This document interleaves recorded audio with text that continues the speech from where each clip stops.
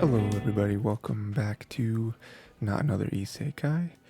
Uh, this week, let's see. Last week was obviously really good. We talked about a lot of good stuff. It was a lot longer of an episode than I thought because every episode was incredible, right? Um, with just every show, really. This week, I feel like is a little different where I feel like this week it's more so, not like bad episodes or anything, but I feel like it's um, more just kind of like coasting on whatever last week's episode was for pretty much most of these shows. Um, again, not that it's bad, just more so like having like a slight dip and like, okay, breathe after last week, and then we're setting up next week to be crazy too. I feel like not as much all the way around to talk about with just this week's um, you know lineup, but still really good. And we'll see. Maybe we'll get into it and it'll be a lot to talk about. But for the most part, I feel like they're kind of like they're like exhaling a little bit after last week, um, but still setting up a lot of really good stuff. And then also on top of that, we also added a show. We are not starting, but we are continuing finally. KUBO Won't Let Me Be Invisible. That was something that we started last week or last season, and it got delayed until this season, and they like restarted it, which was weird. They like started from episode 1. They had like reset for this season from last season, but we finally have that coming back as well, so we'll finish that up. Um, yeah, so let's start. So we got Vinland Saga season 2, episode 19. This was, again, last episode was crazy with what happened with just everything, with like Kettle coming back and all that, and Arnheid, and this week was a lot of like, okay, let's sort of regroup after last week, and we're setting up pretty much the rest of the season. I feel like, because there's like 5 episodes left, so like this one, again, not too much to talk about because they were just focusing on kind of rebounding from last week. So we have Thorfinn and Einar trying to figure out what they want to do. Obviously, they want to be free, like everyone. But they tell Leaf that, hey, we can't leave. We can't leave.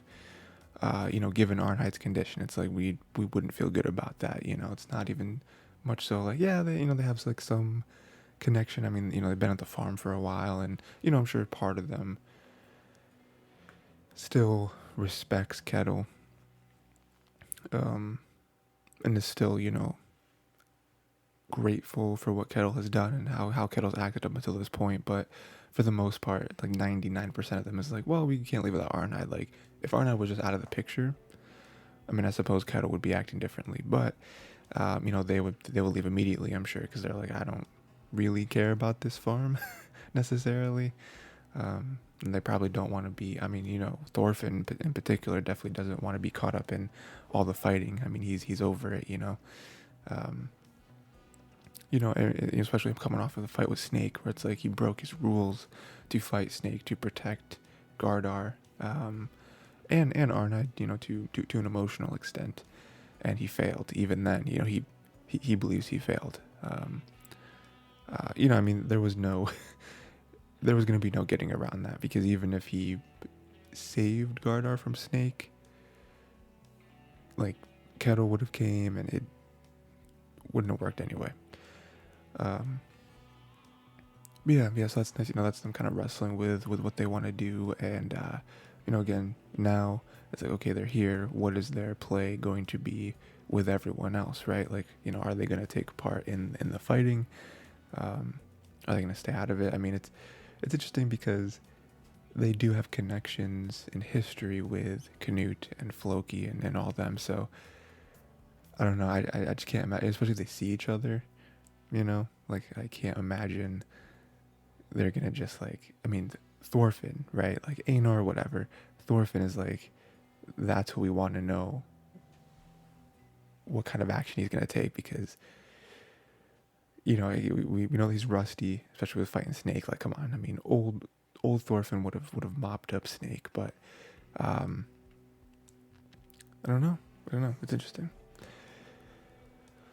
And also Arnheid not getting better anytime soon. So it's like they're in it, you know, like they're in it whether they want to or not, because it's like this war, this battle's gonna happen.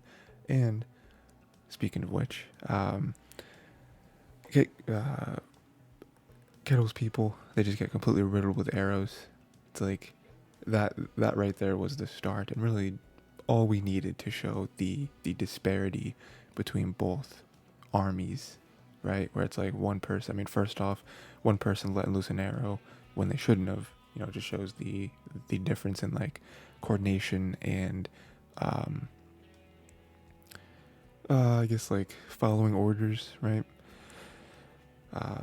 Then couldn't reach him. Was still a good like I don't know, few yards, maybe more. I don't know.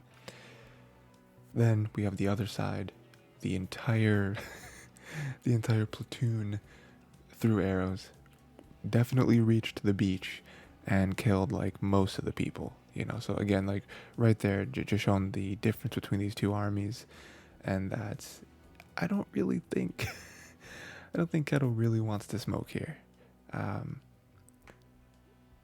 you know, I mean, you know, even later on, it's like, oh, Canute and them, you know, the king's army, it's only like 100 people, and they're like relieved, they're like cheering that like, oh, that's less than a third of our group, you know, so they must have over what 300, right? That would be, um, but it's like I don't think they understand that like, you know, Snake starts to understand it, and you know he starts to you know explain this to his people, you know his little group of mercenaries or whatever, but like Kettle and everyone else, they don't seem to understand that it's like, yeah, but these are, yes, there's less than a third, but these are like trained soldiers who have experience in war, and you know they have the skills of being part of the king's army. 99% of the people on your farm are just people, you know, like they're not real soldiers. A lot of them are just like the farmers and the workers and the retainers and all that stuff. It's like your best chance is like you and your like you Kettle, Thorgal, and Snake and his people. It's like less than 10 people right there. It's like you're not like they're going to get slaughtered, you know. So it was just that whole time that they just kept talking about it, and it's like you guys are going to lose very very hard. You have Thorfinn over there, but even Thorfinn, you know, again, maybe you know maybe young Thorfinn could have made like a huge difference. But like you know, Thorfinn being rusty now, I don't. Oof. I mean, him being there will make a difference if you know if he does, if he is somehow convinced to fight. But I I just don't see it. Um, and then we have kind of the very end where Thorgal and Omar, they have their little plan. Omar doesn't really do what he's supposed to do, I don't think. And it's very tough for him to swim with the sword on, right? It's really heavy. But Thorgal goes into the ocean and like flanks Canute and them, right? You know, we don't see anything come of that. It's just kind of like, I'm here, basically. And yeah, that's pretty much the episode. You know, again, last episode with you know being big with Kettle coming back and all that stuff. Now this episode is really just like bridging the gap. I feel between what next episode is going to be when the fight starts, because you know Kettle and them, they're not surrendering, right? They're not fleeing to another country. Um, so we're like right on the precipice of like we are fighting, and it's going to be bad because again like Thorgal might be smart here and he might be able to, you know, sneak up on a few very important people, but there's just not like in my mind there's not a scenario in which Kettle and his farm team win. like I like the only way they could win is if like following Thorgal and like somehow like the whole like sneak thing works, and you know he's able to like capture Canute or something, like because on you know with a head on head with a head on battle there's just no way like kettle and his farmers don't have the experience or the skill set, right? But next, we got Hell's Paradise, episode 8. This one was an interesting one for me because it's not that I didn't like the episode, but it was just like I didn't really care too much about the story that was being told here. I mean, it was cool, you know. I like learning about, you know, especially with shows like this where they have like a big cast and you know, characters that you typically aren't the main character. You don't focus on them, right? Like Gabimaru and Sagiri are the main, right? You know, so it's, you know, it's cool whenever they take some time out to give some backstory and make you care about certain characters, but I don't know, I just didn't, you know. So we have like Shion and Tenza. You know, Shion allowed Tenza to keep the kid, which was very nice. You know, that kind of went back to Tenza, where Tenza was like a little criminal urchin, and Shion, you know, kind of took him in or whatever. So that was very, you know, symbolic there. You know, and then we had that like orange-haired demon who wasn't dead. You know, Tenza did not take care of them because they are immortal, as we discussed last episode. They went crazy. They just flicked some holes into Tenza. Wild. It was, you know, looking like Swiss cheese. And then Tenza decided to throw some hands. Like, forget the sword. I'm just gonna punch him over and over again, which was very bold. It was, you know, it was very cool to see, but didn't do anything. I mean, you think what, like you know, slicing this dude's head off didn't kill him. You think punching him in the face over and over would do it?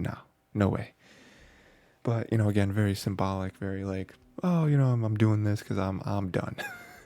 I have about 75 holes in my body. Like I'm out of here. So, you know, I'm going to distract this demon, you know, as much as possible, so that Shion and the kid can get away.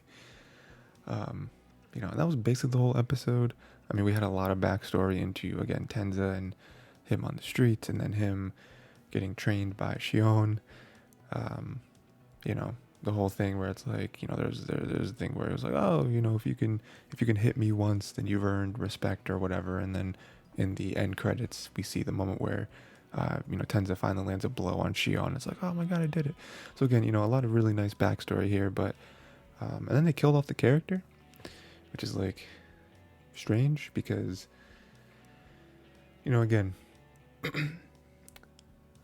not like a bad episode, but I just don't understand how this really moves anything along. Like, it did feel like one of those like bottle episodes. It's like it was cool, but I care way more about Gabimaru and Sagiri.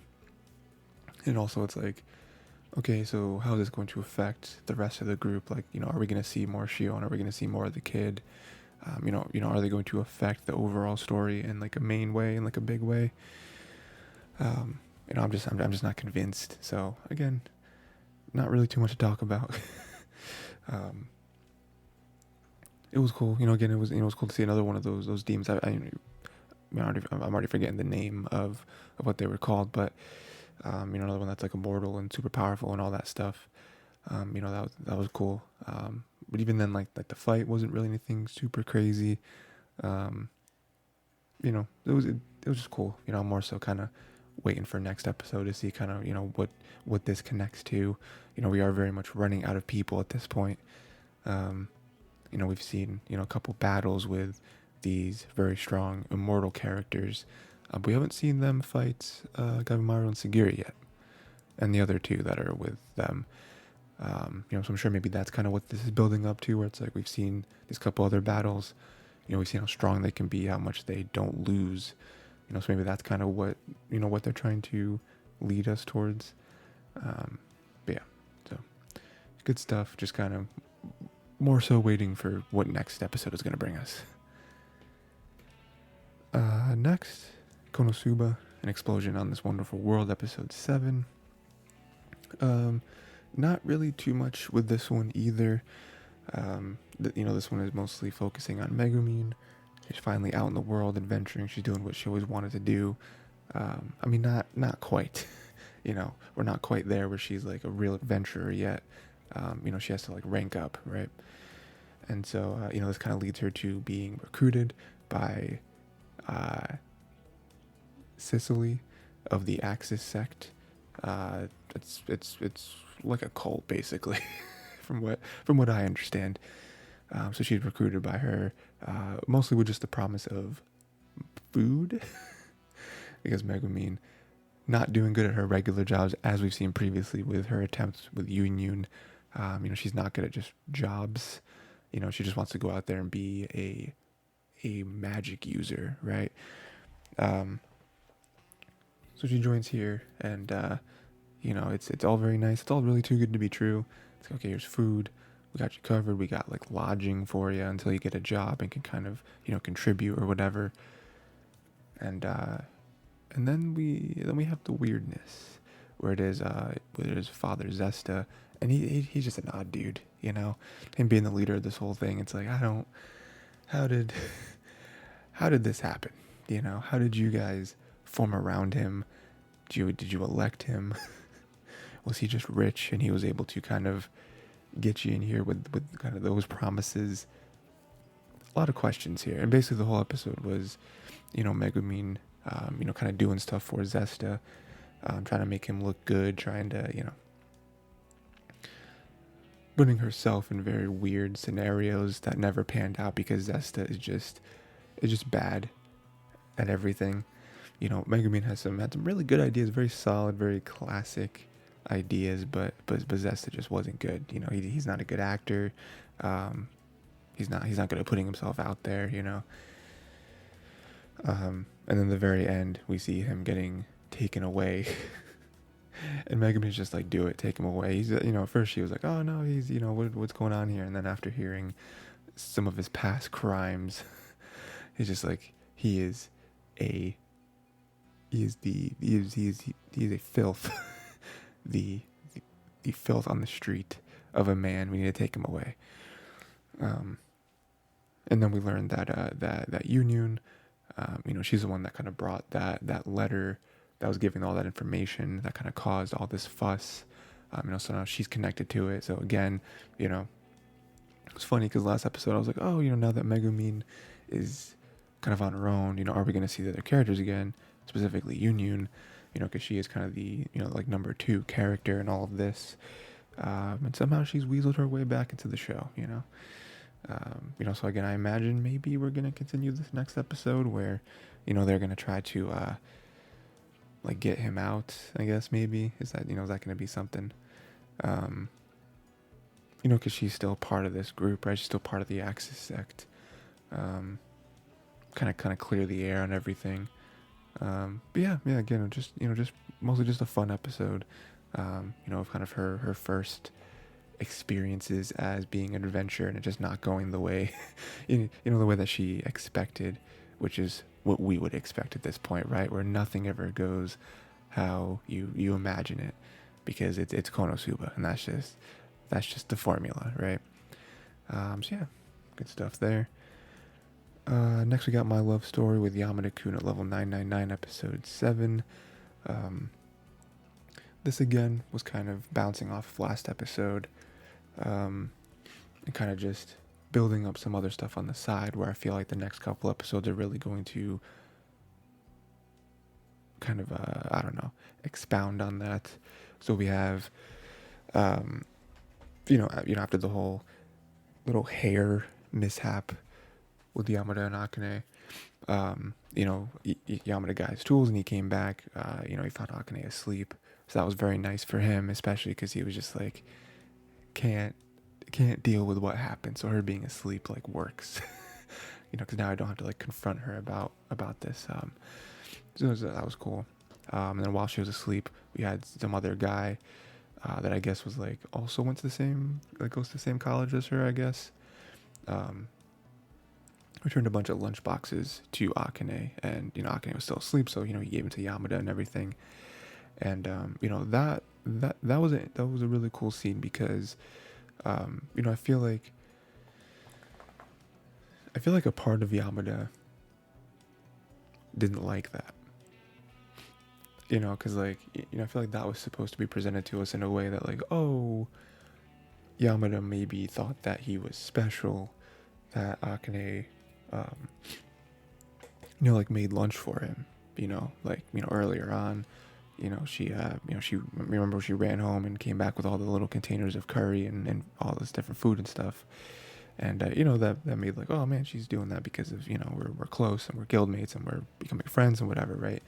She cares about me. And so now that we have some other dude come in and it's like, oh yeah, she did this for me a while ago. I'm returning all of her dishes, all that stuff, I feel like that affected Yamada in a way that he's like, oh, maybe it wasn't me that she was doing it for. Maybe it was just, she's just nice and she just does this. So that maybe kind of reset some of the progress that he maybe feels like he's had so far with her. Maybe, I feel like I wouldn't really have thought too much into that. It clearly happened a while ago. She wasn't like, because like even when Yamada told her about it when she woke up, she wasn't like, oh my god, like, she didn't have all these questions. She was just like, oh, okay, cool.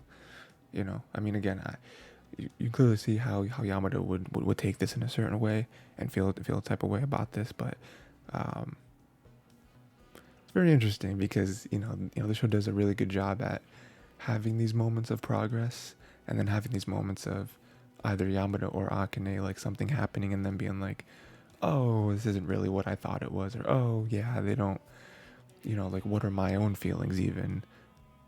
Like I have to figure that out first before I look at Yamada or look at Akane and I'm like, how do they feel? Are they feeling the same thing as me? How do I interpret this action or this thing that they said? So like something like this, where he may have interpreted the food as something, and then for this moment to happen and it be mirrored with someone else, how is he supposed to interpret it? His own food gift, right? And then he talks about how he took the hairpin off her when she was sleeping, and that was interesting because I thought his explanation was going to be, oh, well, probably not super comfortable for you to sleep with like stuff in your hair, right? But no, he was just like, oh, I just kind of felt like it. Like, oh, weird. It's a weird thing to say. I feel like at that point I would have been like, oh yeah, I just kind of fell off, so I picked it up or whatever. It's kind of a weird thing there. She got a part-time job, which I think was really spawned from Eita paying for all the different parts to fix her computer. Kind of spawned from that because she's like, I don't really have any money, so that was cool. I wonder if we'll actually see her at her part-time job. I feel like that's something in the more slice of life-y shows, where we do have scenes and little goofs with with the main character at their job. So that'd be cool, see her working there. I'm excited for that. We see Takezo in his avatar. His avatar, very strange. Not like a person. It's like a little cloud spirit thing, which I feel like makes so much sense to like his character and his personality and everything. So that's cool. So we finally got to see him. Now we're just waiting on seeing Runa. So that was cool. And then we have Yamada has a tournament coming up with his like other group, the like FPS group. So yeah, and I think we kind of ended on that because it is indicative of where he is in his life right now, where FPS stuff is his main thing. He's really good at that. The whole spirits of the forest or whatever their game is that they play. That's kind of just a side thing that he does. And now, especially because of Akane, he's been focusing more and more time on that game, less and less on his main FPS stuff with his FPS buddies. And so now he's maybe degrading a little bit in skill. And so now he has a tournament coming up that his team is partaking in. And, I just feel like maybe not like a huge part of his life, but this is something that I feel like is on his mind. He's thinking about where it's like, oh, not only how am I going to do in this tournament, but how much do I care about this? Like, is this something because of Akane? Is this something that I'm caring less and less about, and I'm wanting to focus on this other aspect of my life? Um, we'll see. We'll see, right? But yeah, that was the episode. Again, good stuff. Just kind of following up on last week. Um, you know, Yamada especially having a lot of things to think about because of last week. So yeah, we'll see where it goes from here. I feel like there's gonna be some more inner workings in his mind about this tournament, and also about like how he feels about Akane. I feel like we are getting closer and closer to that point where they both have to really look at themselves in the mirror and see, okay, what is this? What's happening with us, right? So next we got Skip and Loafer, episode 7. Yeah, this was great. Again, very much rebounding off last week, especially with the conversation to end last week with Iwakura and Shima. And yeah. So we have Iwakura finally on the student council. She's a secretary, so that's really cool. She's, one step closer to her dreams, right? So that's cool. The main story here is Takamine, who lost the student council president to that second year guy. And, that really crushed her. Because she thought she was a shoo-in for the president. And then someone else beat her, which in itself, kind of sucks. But then they kind of overhear, her and Iwakura kind of overhear this guy talking. And it doesn't really seem that he's like super into the idea of student council. Not as much as Takamine and Iwakura are, where they're like, student council is like a thing that we really want to do. This guy just kind of seems like he's using it for its advantages. Where it's like, oh, this position will get me in good with the teachers. I'm only really married to this for a year, so like I'm just gonna do it for the year and then bounce out. So again, it kind of feels like he doesn't really care about student council necessarily. He's just kind of doing it for the glitz and the glamour that it brings. Whereas again, Takamine and Iwakura are all in it because that's what they want. Like they're into the actual content of the club, not just the benefits of the club. So that kind of makes Takamine feel even worse, because she's like, not only did I lose, I lost to someone that doesn't seem to like super care. I mean, again, we're not completely just like drowning this guy. Like he, they feel like he will do a good job, but it's like, it doesn't really seem like he really wanted this, so that sucks. But what I really like about this is, they're like a little friend group that they have. Kanachika showed his childhood movie to, a few of us, right? And I don't really know why he did it, but that was a nice moment because, sort of symbolic in a way, where he was like, the movie wasn't anything really good. I mean, it was him as a child when he made it, so it wasn't going to be very good anyway. But him even standing there and being like, yeah, this is embarrassing, but I'm doing it because I want to show you. I want to to be a learning experience and everything.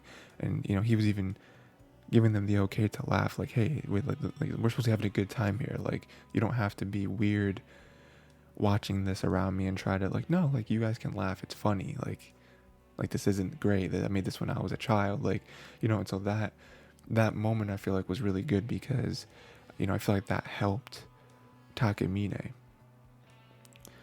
in the way of like, putting it simply, everything's going to be okay. Like, there may be things that you're embarrassed about. There may be things that you look at and, you don't look too fondly on, but we can move past it, right? And so that's kind of what Kanachika did here, where he was just like, hey, like, this is something, but like, wow, this isn't something that is like my best work and like a highlight of my life. Like, it did kind of turn into what I'm doing today, and so that's, that's what I feel like Takemine has to look at, where it's like, yeah, you didn't quite reach your goal in this moment, but you are still on the path, and like, you just kind of have to roll with the punches and, do your best. Um, and she takes that, and by the end of this episode, she feels a lot better. She feels a lot more confident in herself, which is great. We have a nice little moment here where now, which again is Iwakura's aunt, very suspicious of Shima. She hasn't seen Shima at all, but just the fact that Iwakura talks about Shima a bit, kind of talks about him in a certain way, right? Definitely a way that can be interpreted a certain way. Now is very protective of her, right? Very protective of her niece, which is very funny, so that, I'm expecting this season for us to get, some sort of interaction between these characters. It'd be nice if, because we haven't had this yet, right? Where, Shima or Iwakura go over each other's house. I feel like that's always like a big moment with these like slice of life, romance stuff. So I'm sure at some point we'll get that. So that's, that'd be really cool. But yeah, just funny that she's like, I'm on to you, Shima. It's like Shima is super innocent. And then they are going to go to, I believe, the zoo. I didn't quite catch that, but I believe it's like the zoo together, because I believe they talked about like seeing animals and stuff. So that's cool. Go to that together. Which was funny because Shima was kind of leaning towards inviting the friends, like they've done before, right? Like they went out shopping together, and then the movies and stuff. But Iwakura kind of blurted out, "Let's go together, like us two." It's like, ooh, and then that was a big thing for her, right? Which is like, oh no, like, did I really just say that? Like, is he gonna think that's weird? Is he gonna take this the wrong way? And Shima was like, yeah, hell yeah, let's do it. So that was really dope. Now they kind of have like a date, not date together. So that's probably gonna be next episode, I imagine. And so we'll see that. That'll be a good time. Again, maybe making more progress on what it feels like them getting a lot closer together, and like, getting closer and closer to that romantic relationship, which again, this is one of those shows where, I don't know, like part of me, again, does this have a romance tag? Does the show have, it was actually tagged with the romance genre? Because if so, then yeah, they're obviously getting together, but there's part of me where it's like, if it didn't, and it was just like, no, they're best friends, and maybe they do kind of play with the idea of being together, but maybe both of them are like, no, we're actually good with just being like super close, like best friends. I would be okay with that, I think. But no, I feel like they're definitely getting there. And then the episode ends with some other girl, some like model that comes in, and I don't really know what her relationship is to Shima. Shima's super embarrassed. He's like, oh, wait at the gate, drags her out, doesn't let her really talk too much to Iwakura or Igashira. I don't know if that's like, I imagine that's going to end up being just a, one of his friends from, from like his like acting side of his life, right? Very much seems like maybe someone who has kind of maybe gone after Shima in the past, and Shima just wasn't really into it, so now they have this like teasing relationship. One-sided, I'm sure, because again, we've seen that trope a million times, right? Where she just kind of teases him and kind of keeps like playing with the idea of like being with him romantically, but Shima just never really is on that type of time. So I imagine that's probably what it is, especially with him, her now seeing Ikashira and Iwakura. So I'm sure next episode we might even open up with that, with them two talking, and maybe her kind of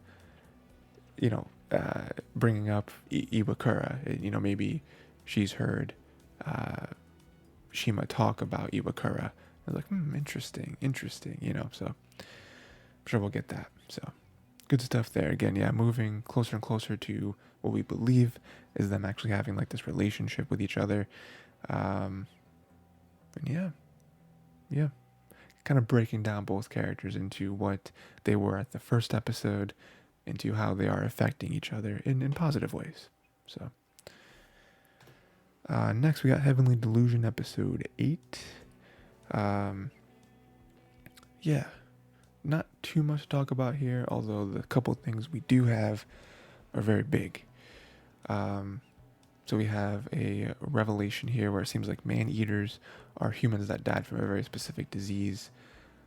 So yeah, they're all humans from what our the research that we have currently. Man-eaters are just humans that had a very specific illness. They died and they turned into man-eaters. Terrible stuff. That is why they're keeping that one girl alive, because it's like, if we let her die, she's going to turn into this monster and she might kill other people, so we're trying to keep her alive. Yeah, so that's huge. I mean, that's something that I feel like has been hinted at quite a bit, especially with we didn't really see any of it this episode, but with the like dome children, kind of like the like monsters that were seemingly being born from humans. I think they were kind of like incubation chambers that we've seen. So I feel like this has kind of been hinted at here and there, but now that it's pretty much confirmed, it makes a lot of sense. Kind of throws this new like spin. Kind of throws sort of a like zombie spin on it, where it's like, oh, zombies are humans that turn into zombies. So it's kind of like that. They end up, Kuriko and Maru end up bringing that girl to see the sky, her last request, and then Maru kills her in the way that he kills man-eaters, right? Because he kind of has that ability, because she has that specific disease and is dying from that. I imagine that's why he's able to like go, like meld into her and kill her in the way that he kills man-eaters. So yeah, that was mostly his like humane, I guess, merciful, that's the word I was looking for, merciful death, or it's like this, it's what she wanted. And even so, like, her like little tablet that was letting her communicate, like, she was very grateful for that, very grateful for being able to see the sky again, very grateful to everyone that helped her and killed her as a human, not as a man-eater. So yeah, good moments there, very, very tough moments. Very, very real stuff. I like whenever shows have this, where we do kind of stop and have, an intense scene like that where they have to kill somebody. And then it only goes further to the end of the episode where the doctor kills himself, probably because he just couldn't take it anymore. Him having to take care of these sick people, knowing that they are all, many of them are going to turn into man-eaters like this, having to see that, having to deal with that. And, also all the pressure of sort of like fixing people with these like enhancements, all that stuff. And then in the episode as well, we have the White Cloaks who chose violence. They're now on a violent streak where they said they weren't going to succumb to that. And so now they're causing all this, so I feel like all this kind of just like melted down into this moment where the doctor was just like, I'm done. Can't do it anymore. It's tough, man. It's tough. Again, this was very much just like another stop in Kuriko and Maru's journey. I feel like they are, each stop they do get closer and closer to their goal of seeing the one doctor and then the one dude, but it's like, yeah, the show does a good job in grounding all these characters and all these interactions. So yeah, that's basically, I don't have any more to say. Very, very tough scenes here in this episode, and it's gonna be interesting to see how they're able to move on from this. Because we've had tough stuff before where they've had to like hurt people, and and even see people die, right? But like this one with like all the emotional flavoring on it, I feel like is the toughest. Definitely the toughest out of out of everything that they've had to experience up until this point. So yeah. Next we got Demon Slayer, Swordsmith Village Arc, episode 6. Yeah, this one again was a continuation of this battle that all these guys are having. We said there's a tiny fifth demon, little tiny one, right? Which is kind of the one that it kind of started it all, and they're the one that is controlling everything. We have a lot of Genya this episode. We have a flashback to Genya's siblings all being killed by the demon. It was very tough for him, obviously. And we see that the demon was actually the mom that must have turned into a demon, and the big brother killed the mom. So a lot of stuff to break down there. First off, the dad being a terrible person, that was that kind of helped mold Genya into who he is. Unfortunately, right? Definitely not a good thing of how the dad acted. Very, very toxic relationship there. And then having all the kids be killed, it's like these are the people that he cares about, right? Like these are people that he's able to bond with, all of his siblings, and they're so innocent, and then to have them all murdered by demons right in front of his eyes.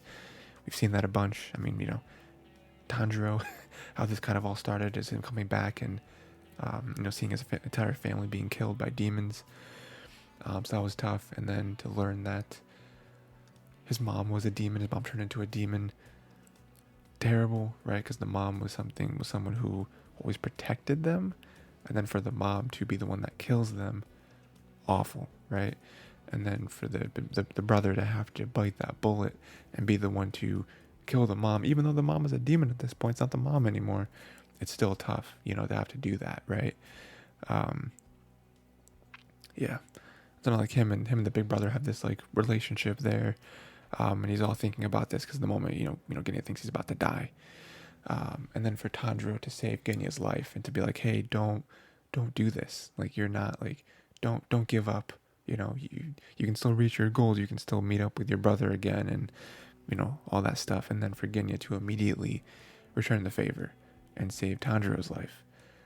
And he saved his life by sacrificing his own. Like he has, one thing I'm noticing this week, a lot of people getting holes in them. We have this episode with the like spear, like demon with the spear shooting holes into Genya. We had in Hell's Paradise, the one like demon creature flicking holes into Tenza, and then we had what was the other one? There was a third one, wasn't there? Just getting riddled, just looking like Swiss cheese. What was it? Was it Vinland Saga? No. I don't know.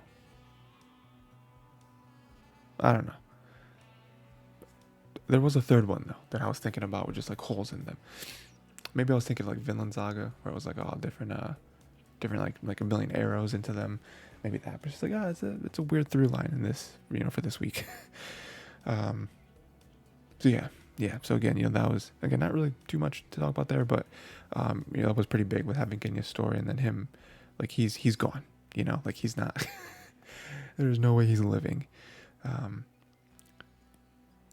Even though it's funny because I thought he was kind of a demon though. Like was it because he was like drooling and he had like the sharp teeth, like his eyes and everything. Like did he not get turned into a demon in that moment? I thought he did. Maybe not. Maybe that was just like his character, like his like character portrayal in that moment, like kind of showing off his how he was feeling in that moment, physically. I guess maybe, I don't know. But yeah, so that's just another character that Tanjiro seemingly wasn't able to save and is being taken by these demons, by these these upper ranks. So that's weighing on his mind, and now also he has to win. Like he has to beat him because now it's him and Nezuko. It's a lot easier with 3 people. Like the more people, the better, obviously. But now he has to I guess he has to chop off the head of that small demon, which Genya wasn't able to do. His sword, didn't work. But with Genya, or with Tanjiro's like blood fire sword, it'll probably work. It'll probably work. I didn't really write anything down for this, but we do also have the little side story with Muichiro, him still being caught in the water prison. That sucks. I imagine next episode will probably close this fight out. I feel like, maybe I'm wrong, but I feel like we'll probably close this fight out. I just don't know how much more there is to it, but listen, I'm here for it. Demon Slayer has great fights, so if there's 3 more episodes, if they need 3 more episodes to tell this fight, I'm here for it. Also, Mitsuri, she's out there somewhere. I'm sure she'll join in the battle, either joining with Muichiro or Tanjiro. So that would probably make a lot of sense for her to join in with Muichiro, because Muichiro seems trapped. Like, his sword, it can't cut through, it can't, so, unless he has some other crazy technique that we haven't seen yet. I think it'd make a lot of sense for Mitsuru to show up and kind of, save him, right? Yeah.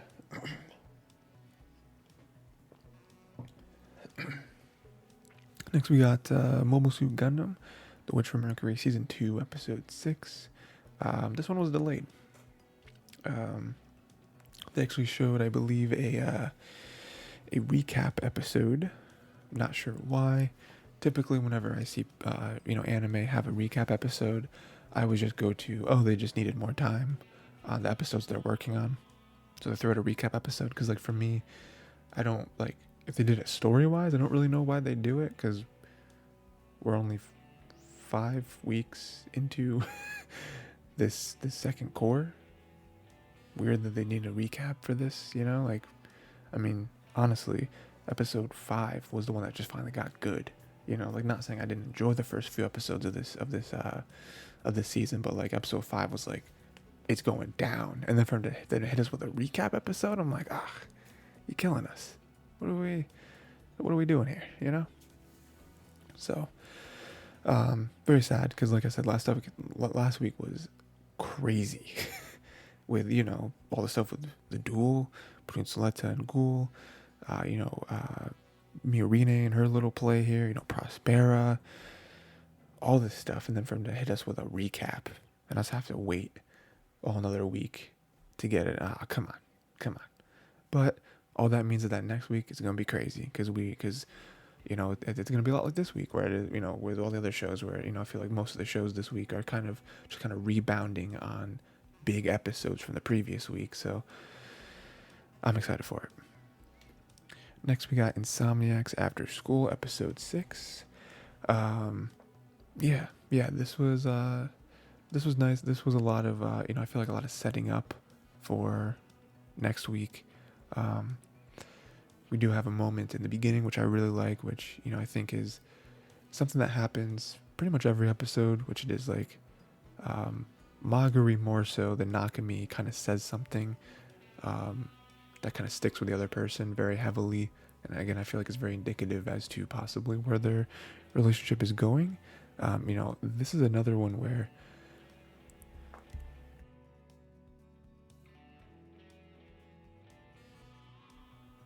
I feel like I'm not sure, again, does the show have a romance tag?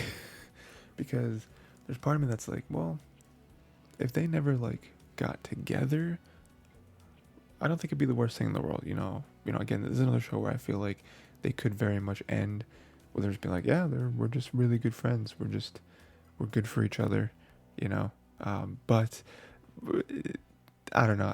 I guess the last couple episodes, I feel like I've kind of changed that, where it's come on, they're, kind of the way they act around each other and certain things that they say, I feel like is very clearly going past a friend level. But this week we had Maguri say, leave a trace of me behind. And that was really cool, because that really hit Nakami pretty hard, because it's leave a trace of me behind, make some memories, you know, either for other people.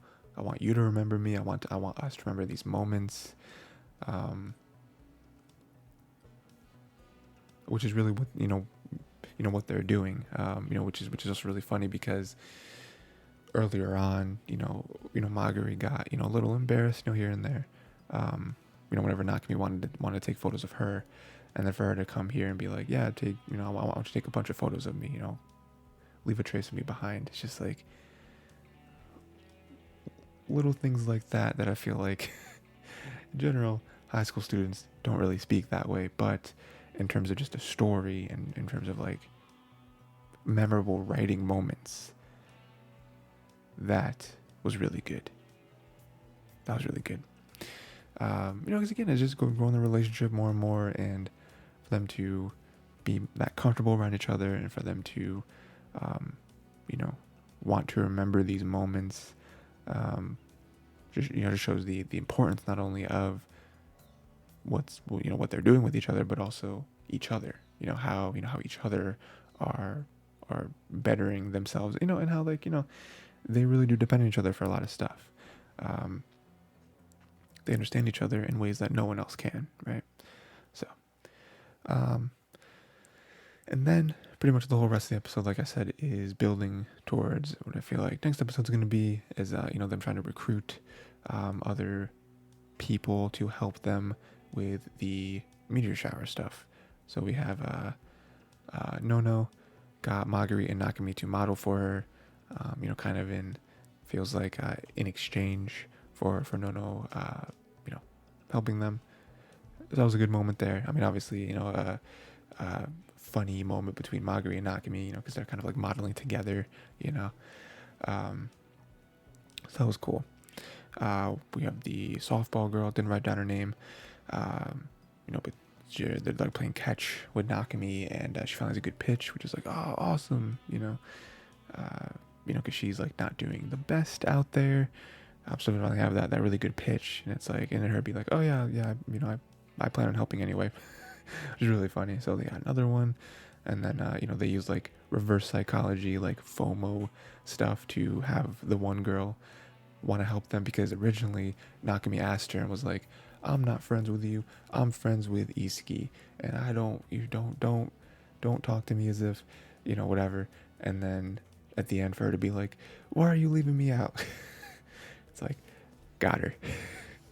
So that was good. So again, it's, they are building up, this nice little crew to help them with the meteor shower stuff. And, it's just nice. It's just a nice episode, nice moments. Very excited to see what this meteor shower actually turns into. What the turnout is going to be. I really hope it's high. Yeah. Do you think they're gonna? I mean, they're not gonna end with the meteor shower, right? Like, are we gonna go another 5 episodes without this? Maybe. I mean, I feel like the show is going to end with a big moment, and I feel like there's gonna be some like big moment between Maguri and Nakami. Again, I don't know what this is based off of. It's like a manga or whatever, and how much this show is covering, but I feel like it has to end with like some like big moment between them two to like, somewhat like solidifying the level of their relationship. But yeah, excited for that. Next we got Oshi no Ko, episode 6. This one was very focused on Akane. Almost exclusively focused on Akane. Akane is, the one character for the one actor in the reality show that Aqua's in. And, so we have a lot of focus on her. Akane's manager got chewed out because she's not getting a lot of screen time, because in the I don't know, the production president or whatever, I don't know. He's like, well, you were able to convince me to give this opportunity to Akane rather than one of my other clients, not clients, employees. It's not really the right word. I don't know, whatever, talent. the other, one of the other talents that we have on our roster, and she is not standing out. She, basically that she's not doing a good job. She's wasting the opportunity, whereas one of the other guys or gals that we could have given, our production company could have given this opportunity to, would have stood out, would have gotten, would have been better for our company, where, she's not really making a splash. We're not getting anything out of this, which is tough because, this whole episode, I'll just mention it here, because it really is, a important aspect, an important groundwork to what happens in this entire episode, which is like, people just have this perception that Akane doesn't care, but it's like, everything we see of her, like, she is working harder than anyone, not that other people don't work hard, but she is visibly, like, you always see her, just with the reality show, you always see her, talking to like one of the producers or whatever, and like taking notes of like, hey, what do you think about this? What kind of direction are you guys thinking? Is there anything you guys need from me, to kind of push the story in a certain way? Like, she's on, like, nobody else is doing that. like other actors on, on the reality show are kind of talking to the producer or whatever, but she's like taken to the, to the 10th degree, like she is constantly trying to, trying to work with all this, and then we have like different montages of, her and like, dancing and acting, and her taking lessons and classes and all this stuff, like, especially with, with what we're going to get to in a second, but with other people just have this perception of her that she doesn't work towards anything. She doesn't put in the work. She doesn't care. She just kind of coasts through everything. And, she thinks she's better than everyone. It's like, all that is the opposite of what's happening. Like, she doesn't think she's good enough. So that is why she works so much harder than maybe other people do, because she's trying to get better. So it's just like, it's just crazy to me that like there's this narrative of just like, she's just this, like, whatever. It's like, no, like, you don't see her, and so we have this little side scene here which plays into what Akane is doing, where Kana has to explain to Ruby that brands will search you, basically, or it's like, because Ruby has this drink, it's like bottled drink or whatever that she doesn't like, and so she, she's gonna, try to put the company on blast on Twitter or whatever, and Kana's like, hey, don't do that, because whatever company owns that soft drink, and then whatever company that is affiliated with that company, like, they're going to see that, and you may never get work from any of them again. Those companies may own multiple things. They might not just be like a food company that could, give you sponsorships and whatever, but they could also be like a much bigger company that owns other stuff too, like different talent stuff or different entertainment stuff. So, in turn from you just having this like a little offhand comment about, the quality of one of their drinks, it may close a lot of doors for you. And that really is what happens.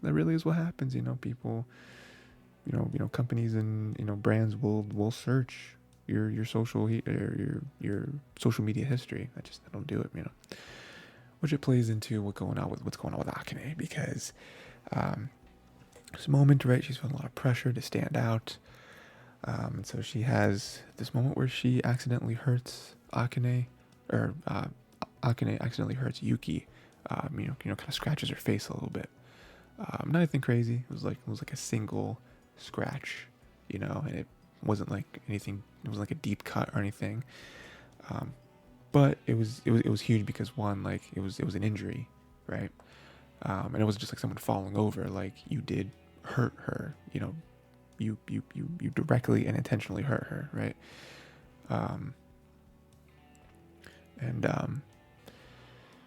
And she's also a model, right? So like, she needs to, so like, having like a scratch on her face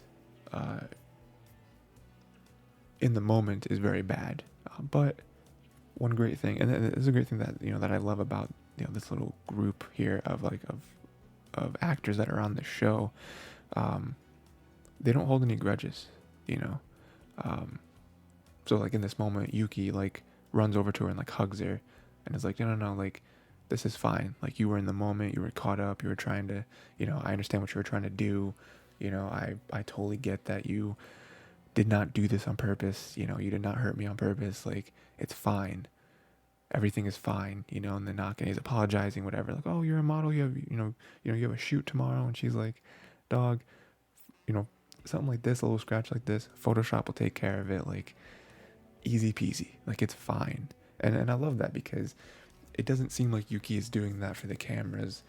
It doesn't seem like she's doing that for her clout and like, oh, I'm gonna be the bigger person. Like, no, it seems like she genuinely is like, no, it's fine. Like it's like this is a show, we were acting, like you got a little overzealous, you know. It's fine, you know.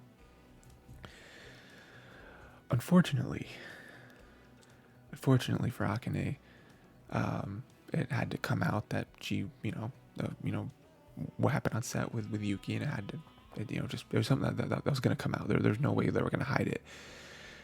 And so the internet is ruthless. The internet completely and fully, wholeheartedly turns on Akane. It gets really bad. It gets really bad for her, right?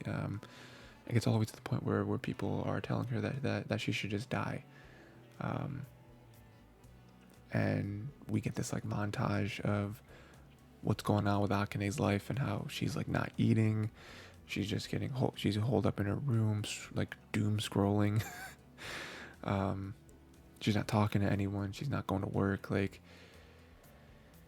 it's really bad. It's really bad. And again, another example of me loving this little crew that they have is that like they're all trying to like get in touch with her and be like, hey, like where are you? Like you haven't been showing up. Like are you eating? Like we were worrying about you. Like nobody there is holding a grudge. Nobody there is thinking what the internet is thinking, because the internet is like, oh, she did it for attention. She was trying to take Yuki off the show. She's jealous. She doesn't care about anyone. She's trying to step over people. She's mad because she's ugly. It's just like, there's all these narratives that are being thrown out about her. None of them are true, None of them are true, even the stuff I was saying earlier where they're all like, oh, she doesn't work hard towards anything. She's trying to take the easy way or whatever. And then we get those montages, even more montages of her working hard, like her caring and like her not being on this like she's never thinking that she's above anyone else. Like it's the complete opposite where she's like, everyone is so much better than me. Like I have to work harder because I am not at the level of anyone else, and so it's funny to have those two things like mirroring over each other, where it's like we have a moment of her pouring her heart and soul into a like acting class, because she's like holding the script and she's like acting or whatever, and then it cuts to her scrolling Twitter and seeing all these terrible things being said about her that just are proven wrong by the scene previous, you know what I mean? So it's just bad, and then this eventually ends with Aqua grabbing Akane off the bridge. Akane was about to be like, all right, I've had enough. It's over for me. It's over. This is what the internet has driven her towards.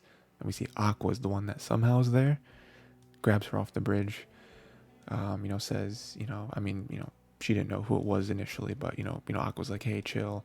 I'm not here to hurt you. I'm not your enemy, blah, blah, blah, right? And then it ends. And there's big stuff there. This is one of the more, this is probably the toughest. So episode 6, this is probably the toughest episode to watch since episode 1. Episode 1 kind of cheating, right? It was an hour-long episode first off, and then 2, it was the opening to the show, which is the whole eye stuff, right? Toughest episode to watch, man, because it's just so true. It's just so indicative of like what the internet can do to someone like this. Again, like it would be, I don't know. And it's just made better by the fact that, again, like, none of her peers share the opinions of what the internet is saying. Like, everyone there is like worrying about her and like hoping she's doing okay, and like they want to see her and everything. So yeah, I'm just very excited for next episode to see where this goes. Again, I didn't mention at the top, but I usually like to, for stuff that I've seen, because I like I mentioned, I have read the manga, so I know what's going to happen. I mean, unless they change stuff drastically, like, I do know what's going to happen. But I don't ever give spoilers. And with this, just kind of going off of what we see in this episode, I'm very excited to see, hopefully we get like a conversation between Aqua and Akane. I imagine they have to, right? Like, there has to be a conversation as to what just almost happened, and like, why was Aqua there? Like, was Aqua following Akane? Was it a coincidence, right? And then I'm hoping that this is the kind of the jolt she needs to be like, no, people do care about you, like, don't listen to the internet. They don't know you. Like, even Aqua and Yuki and all them, they haven't like grown up with you, right? Like, they they don't know you from birth or whatever, but they know you way better than the internet knows you. All the internet knows is what they've seen on the show. Like, Aqua and Yuki and all them know you. You know what I mean? Like, they're the ones, and all of them are saying, hey, where are you at? We want to see you. Are you eating? Like, they're talking to you and trying to check up on you like friends would, like almost like family would. So it's like they should be the ones that you heed, not the internet. So yeah, I'm very excited to see next episode, because I would like for Akane to get better, and for her to talk to Aqua and maybe come back and at least talk to Yuki and all them.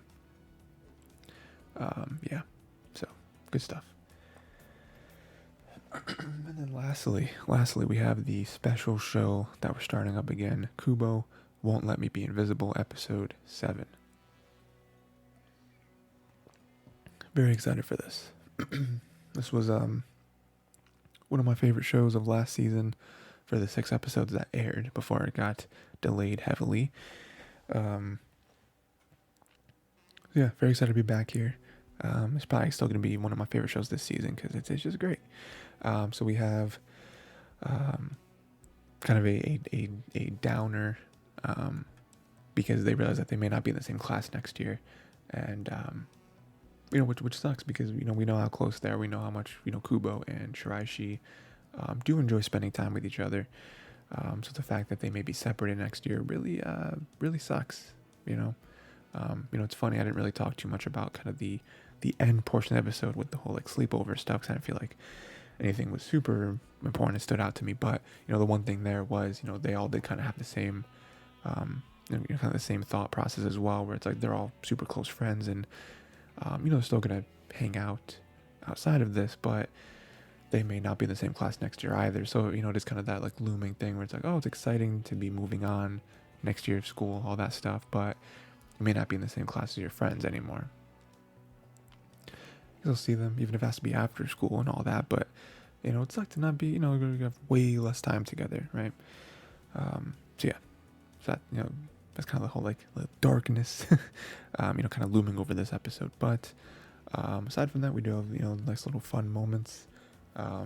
Kubo tricked Shiraishi into sharing an umbrella, kind of with the hopes that kind of on the outside it was like, oh, I want to kind of experiment. I want to see if us under the umbrella, if anyone were to notice you, or if they were to just think that I was holding it or whatever.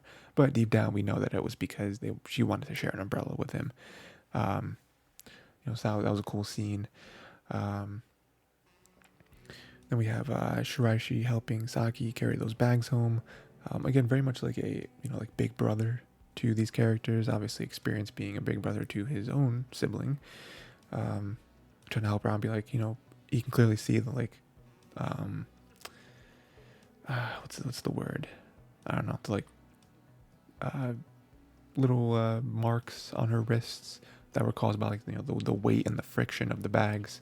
So he's like I had to convince her to let me carry these because she's hurting herself. You're trying to carry these bags to like impress Kubo, um, which is a great moment, and they get to talking or whatever, and then it ends with Shiraishi and Kubo saying each other's first names because Saki is like, "Hey, I don't think Shiraishi knows your first name," and then Kubo, the little demon that she is, she picked up on this and she was like, because he's like, oh, hey, Kubo, I don't think Shiraishi knows your first name because Shiraishi refused to say the first name to Saki, and then Shiraishi's like, oh no, I know it, and then the Kubo's like, so then say it. So then, so say it, prove it to me. and then Shirashi says it, which we already know, which is Nagisa, and then and then he's kind of able to kind of turn it around on her and is like, oh, what about my first name? And then Saki kind of egging her on there, what about my first name? And then and then Kubo's like, oh, his first name is Junta. So again, a very funny thing there where, Kubo always takes every opportunity to kind of push him a little bit and be like, well, go ahead, say it then. If you know it, prove it to me. But then for them to end the scene and you can clearly see Kubo is blushing, her face is flushed, from both things, probably one from hearing Shiraishi say her first name, which is a very big deal, and then also from her openly saying his first name, so that was very nice. And then, then I like, Saki's little inner monologue here where she's like, Shiraishi told me that they're just classmates. Lies. Lies. Even Saki at her younger age can clearly see what's happening between these two. Like, these are lies. You are not just classmates. So that was funny. And then, last thing here, Kubo gave Shiraishi a matching red pen. It's very nice. So they're matching pens, which is a cute little moment. But then also like, hey, that pen actually will never run out because when it does run out, you can get refills for it, so you can have that pen forever. Which is funny. It says, hey, don't you ever replace that pen. I want us to have matching pens. Yeah, that was cool. Yeah, and then also just another thing, the very relatable moment where like you're bored in class and so you start like taking apart your pen and putting it back together. I've done that a million times. So yeah, but yeah, again, great episode. Again, I love the show so much. It's just so like wholesome and the moments are all very funny, and yeah, it's just very easy to watch. Not a lot of like drama, not a lot of like conflict, just like fun moments all around. And yeah, I'm glad it's back. Very glad it's back. And that is it. Not another Isekai this week. Yeah, good stuff. Like I said, I feel like for the most part, not too much like episode to episode. Again, I feel like a lot of it was just kind of picking itself up from banger episodes last week all the way around. And they are kind of the connecting tissue to next week, where I feel like most of these episodes are going to be really, really good. I mean, like, if we just run through the list, like Vinland Saga, we're about to get like in the meat of the actual battle, right? Like we're cresting the hill of the actual battle happening. So that's gonna be crazy. Hell's Paradise is tough. I don't really know where that's gonna directly lead to, but I'm hoping we just see more Gabimaru and Saguri, maybe them finally facing one of these immortal people. That'd be big. Konosuba, I imagine they're probably gonna pick up where they left off here and maybe, have some, have some like big moment with them trying to free Zesta. That might make sense there. My love story, I feel there's gonna be a lot of discussion about this tournament and what that means and their relationship. Skip and Loafer, we're gonna have a big thing, I'm sure, with Shima and the model. Heavenly Delusion is tough. Heavenly Delusion is tough. I don't really know where that one's gonna go. Demon Slayer, we might get either the end of this fight or like the fight ramping up even bigger, especially with like us not seeing Mitsuri for a little bit. Gundam, that hopefully comes back next for next week, and we're gonna see the aftermath of the craziest episode so far. Insomniacs, more and more of them. The meteor shower, and the meteor shower will be next episode, but it's gonna be pretty big, I imagine. OSHI no Ko, we're gonna get the hopefully some like Akane conversation here, and then KUBO. KUBO's tough because KUBO is like the most slice of life show, so like that was really tough. But it's like for the most part, I feel like next week is going to be bangers as well. So yeah, I think that is it. Let me know which episodes were your favorite this week. Let me know which which shows you're looking forward to the most. We're getting close to the end of the season. Again, we're not quite there yet, but we are kind of on that like back half, so that's fun. And definitely around this time is when we start to think about next season, of like, hey, what's on the horizon for next season. So yeah, that is it. Until next time, watch more anime.